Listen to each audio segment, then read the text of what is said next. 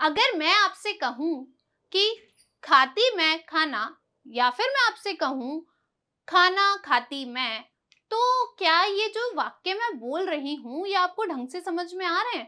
क्या इनका सही सही और बिल्कुल पूरा अर्थ निकल रहा है? शायद नहीं।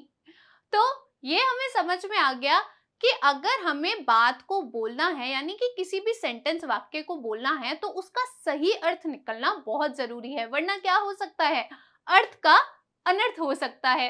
हेलो एवरीवन, मेरा नाम है अर्पिता शर्मा और हम सीख रहे हैं बेसिक कम्युनिकेशन इन इंग्लिश।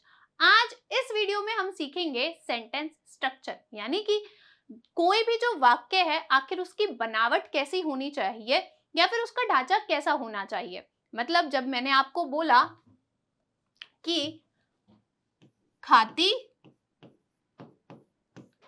मैं खाना हूं, तो क्या ये जो सेंटेंस है वो सही लग रहा है?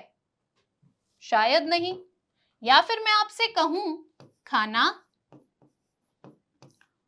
हूं मैं खाती,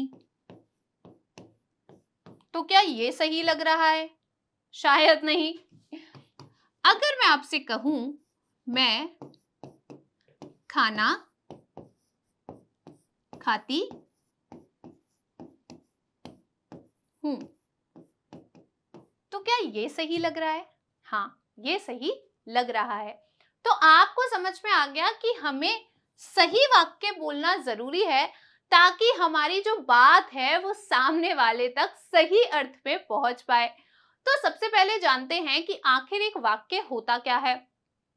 तो सिंपल वर्ड्स में अगर मैं आपसे कहूं तो वाक्य क्या होता है? वाक्य और कुछ नहीं होता बल्कि क्या होता है, शब्दों का एक समूह है जिसके अंदर एक कर्ता होता है यानी कि कार्य करने वाला होता है, और एक क्रिया होती है यानी कि जो काम हो रहा है वो। और जो वाक्य अपना पूर्ण यानी कि सही और पूरा अर्थ दे वह क्या कहलाएगा? वाक्य कहलाएगा। एक बार डेफिनेशन से समझिए, व्हाट इज अ सेंटेंस? एक सेंटेंस क्या है? तो सेंटेंस क्या है? अ ग्रुप ऑफ वर्ड्स, यानी कि शब्दों का समूह है। एक शब्दों का समूह है जिसके अंदर क्या होता है, containing at least a subject and verb, जिसके अंदर एक सब्जेक्ट होता है यानी कि कर्ता, एंड वर्ब, और क्या होती है, एक वर्ब होती है यानी कि क्रिया या फिर काम। और उसके बाद क्या होता है, and expresses a complete sense, और वह क्या करता है, एक कंप्लीट यानी कि पूर्ण अर्थ जो है वो क्या करता है, एक्सप्रेस करता है, बताता है। तो हम क्या करते हैं, एक बार देखते हैं कि सब्जेक्ट और वर्ब होता क्या है। देखो, सब्जेक्ट को हम हिंदी में कह सकते हैं कर्ता, यानी कि जो वो काम कर रहा है उसे हम कर्ता कहेंगे।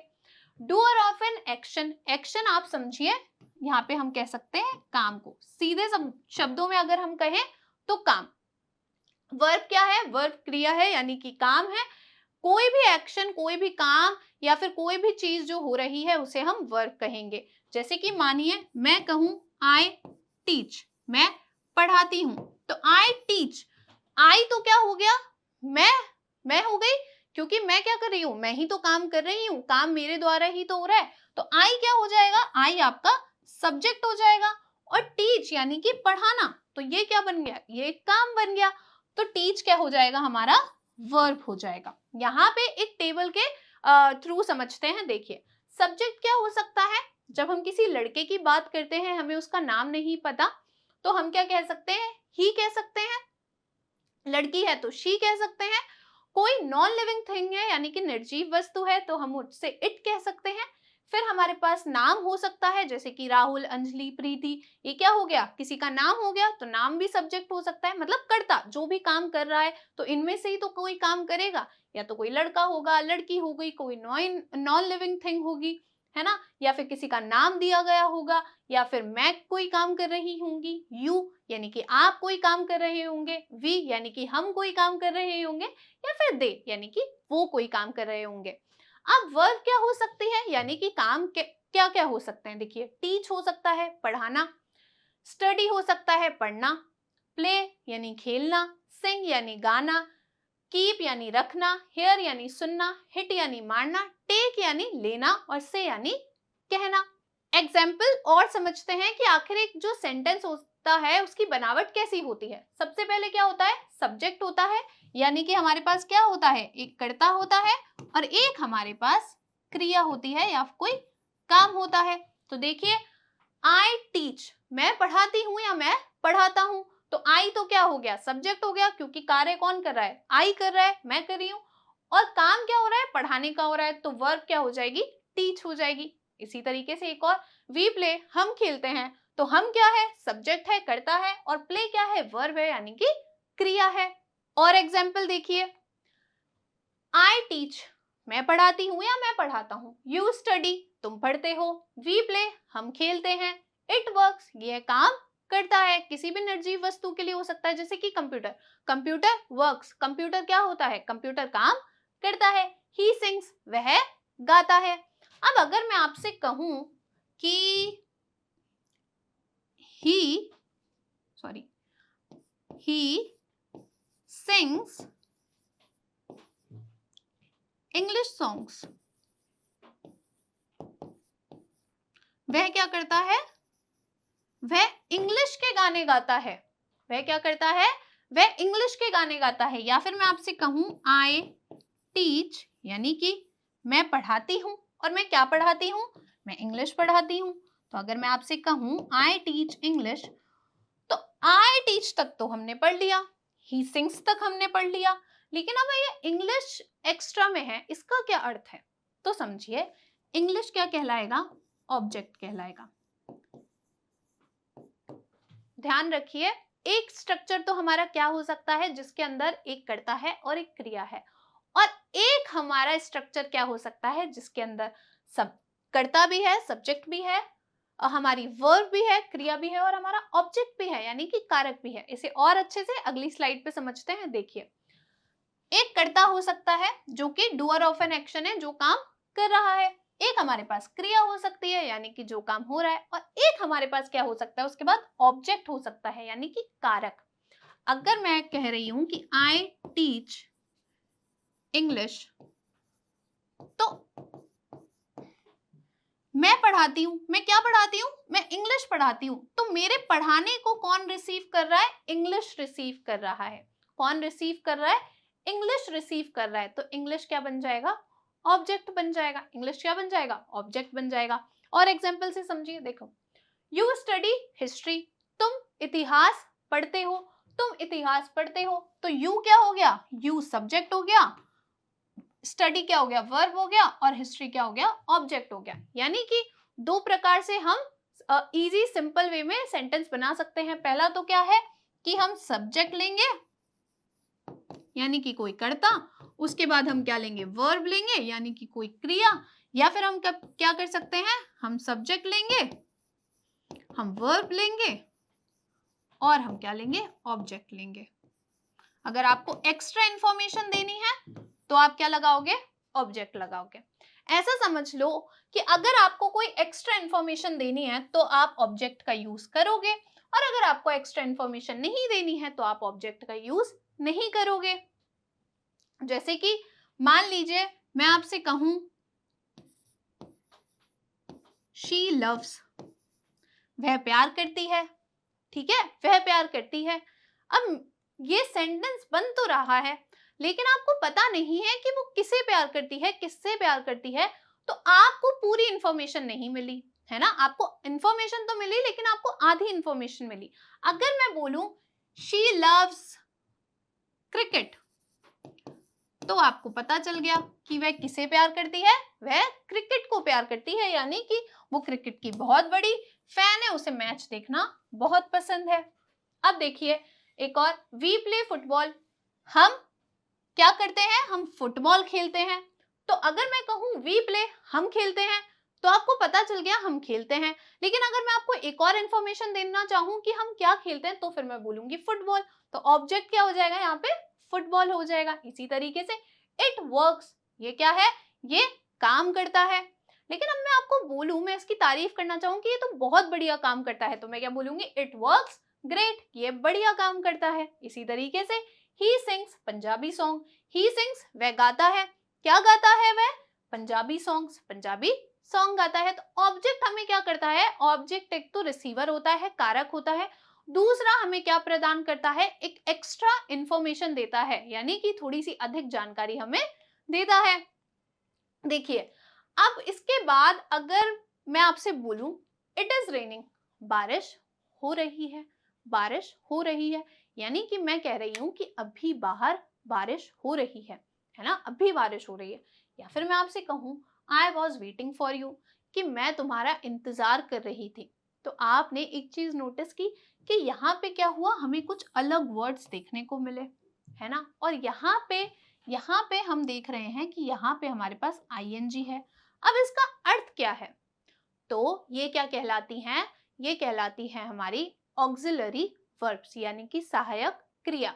सहायक क्रिया क्या करती है, हमें बस और एक्स्ट्रा इंफॉर्मेशन देती है। कैसे इंफॉर्मेशन देती है, देखिए ऑक्सिलरी वर्ब्स क्या है, सहायक क्रिया है। कैसे, एक्सप्लेन्स क्या करती हैं, बताती हैं। क्या बताती है, व्हेन कब, हाउ कैसे, एंड हाउ मच और कितना, है ना। कैसे, कब और कितना कार्य हुआ है, ये हमें कौन बताता है, ऑक्सिलरी वर्ब बताती है। जैसे कि अगर मैं आपसे कहूं इट रेन्स, यानी कि बारिश हो रही है, बारिश होती है, बारिश होती है। और मैं आपसे कहूं इट इज रेनिंग, तो इसका मतलब क्या हुआ कि बारिश हो रही है। एक तो हमारे पास था इट रेन्स यानी कि बारिश होती है, और इट इज रेनिंग यानी कि बारिश हो रही है।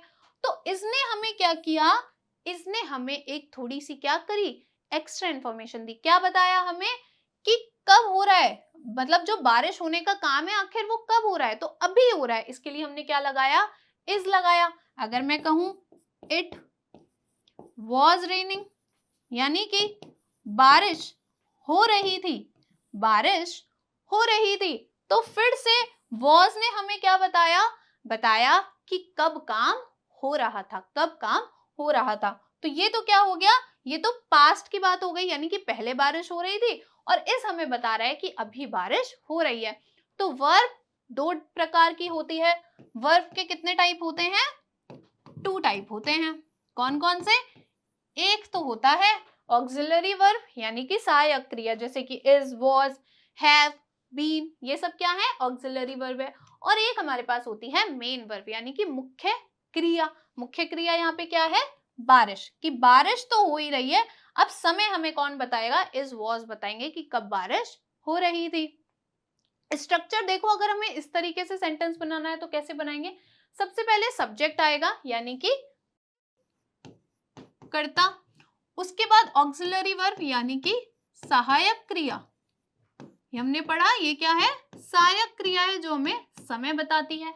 उसके बाद में क्या आएगा, उसके बाद में हमारी क्रिया आएगी, मुख्य क्रिया, क्रिया लिख लीजिए या मुख्य क्रिया, ठीक है। और उसके बाद में हमारा क्या आ जाएगा, कारक आ जाएगा यानी कि ऑब्जेक्ट आ जाएगा, ठीक है। इसके एग्जांपल्स देखते हैं। देखिए इट इज रेनिंग यानी कि बारिश हो रही है, तो ये क्या पता चल रहा है हमें कि अभी बारिश हो रही है। इसी तरीके से I was waiting for you, मैं तुम्हारा इंतजार कर रहा था, यानी कि मैं तुम्हारा पहले इंतजार कर रहा था। तो मैं तो क्या हो गया आपका, आई तो क्या हो गया, सब्जेक्ट हो गया, कर्ता हो गया, और वॉज क्या हो गया आपका, वॉज हो गई आपकी सहायक क्रिया, क्योंकि ये हमें समय बता रही है कि वह इंतजार कर रहा था, अभी नहीं कर रहा पर पहले कर रहा था। वेट क्या हो गया हमारा, वेट हो गया हमारा मुख्य क्रिया यानी कि मेन वर्ब। और फॉर यू किसका इंतजार कर रहा था, इंतजार किसके लिए हो रहा था, उसके लिए हो रहा था, फॉर यू तुम्हारे लिए हो रहा था। तो तुम क्या बन जाओगे, तुम ऑब्जेक्ट बन जाओगे यानी कि रिसीवर बन जाओगे, कारक बन जाओगे। अब और एग्जाम्पल्स देखिए, देखिए I have been reading for hours, मैं घंटों से, sorry I have been reading for hours, मैं कितनी देर से पढ़ रहा हूं, मैं 4 घंटों से पढ़ रहा हूं, मैं 4 घंटों से पढ़ रहा हूं। तो हैव बीन हमें क्या बता रहा है, हैव बीन हमें बता रहा है कि वह क्या कर रहा है, वह पढ़ रहा है, यानी कि कब से पढ़ रहा है, 4 घंटे से बता रहा है पढ़ रहा है। तो यहाँ पे हैव बीन क्या बन गया हमारा, ऑक्सिलरी वर्ब बन गया। इसी तरीके से यू वर टॉकिंग टू टीना, तुम टीना से बात कर रहे थे, तो अभी नहीं कर रहे हो लेकिन तुम टीना से पहले बात कर रहे थे, तो वर्ब क्या बन गया हमारा, ऑक्सिलरी वर्ब बन गया, यानी कि सहायक क्रिया बन गई। यहाँ पे देखिए हमारे पास एक चार्ट है जिसके अंदर क्या है, अब ऑक्सिलरी वर्ब्स जो है वो सीख सकते हैं। इन्हें क्या कहते हैं, सहायक क्रिया कहते हैं। जैसे कि एम क्या है, एम किसके साथ आता है, आई के साथ आता है। फिर इज, ये सब क्या है, जब आप टेंसेस पढ़ोगे तो आपको समझ में आएगा कि ऑक्सिलरी वर्ब्स जो है, जो सहायक क्रिया है, आखिर कौन से सब्जेक्ट के साथ, कौन से कर्ता के साथ कौन सी सहायक क्रिया आती है। लेकिन एक बार को आप सीख सकते हो कि ऑक्सिलरी वर्ब्स कौन कौन सी होती हैं। अब मेरे पास क्या है, मेरे पास आपके लिए एक छोटी सी एक्सरसाइज है। वह क्या है, देखिए, आई साइंस स्टडी, यहाँ पे क्या लिखा हुआ है, आई साइंस स्टडी। मैं क्या करता हूं, मैं विज्ञान पढ़ता हूं, मैं विज्ञान पढ़ता हूं। नीचे हिंदी क्या है, मैं विज्ञान पढ़ता हूं। लेकिन ऊपर क्या ये सही लिखा हुआ है, सबसे पहले तो क्या आया है, सब्जेक्ट आया है। ठीक है, सब्जेक्ट आना चाहिए, सही बात है। उसके बाद में साइंस आया है, तो साइंस क्या है, ऑब्जेक्ट है। स्टडी क्या है, वर्ब है। तो आपको क्या करना है, ये क्या है, गलत तरीके से लिखे हुए कुछ सेंटेंसेस है, नीचे इनकी सही हिंदी लिखी गई है। आपको हिंदी पढ़कर बस क्या करना है, हमने जो अभी स्ट्रक्चर पढ़ा है उसके अनुसार इनको फिर से रीअरेंज करना है, फिर सही ढंग से लिखना है। तो मैं आशा करती हूँ कि आप कमेंट बॉक्स में क्या करेंगे, सही तरीके से इन सेंटेंसेस को वापस लिख देंगे जिनकी हिंदी आपको नीचे लिखी गई है, तो आपको और ज्यादा आसानी होगी। इससे मुझे भी समझ में आएगा कि आखिर आपको कितना समझ में आ रहा है, और आपका भी क्या हो जाएगा, रिवीजन हो जाएगा। एक एग्जांपल मैं आपको समझा देती हूँ। देखिए, सब्जेक्ट है, फिर उसके बाद ऑब्जेक्ट है, और फिर हमारे पास वर्ब है। तो क्या ये स्ट्रक्चर है, ये ढांचा है क्या वाक्य का, नहीं, बिल्कुल नहीं। बल्कि ढांचा तो क्या है कि सबसे पहले क्या आएगा, सब्जेक्ट आएगा, उसके बाद में वर्ब आएगी, और उसके बाद में क्या आना चाहिए, ऑब्जेक्ट आना चाहिए। लेकिन यहाँ तो उल्टा हुआ पड़ा है, यहाँ तो क्या हो रहा है, सबसे पहले सब्जेक्ट आ रहा है, फिर ऑब्जेक्ट आ रहा है, और फिर वर्ब आ रही है।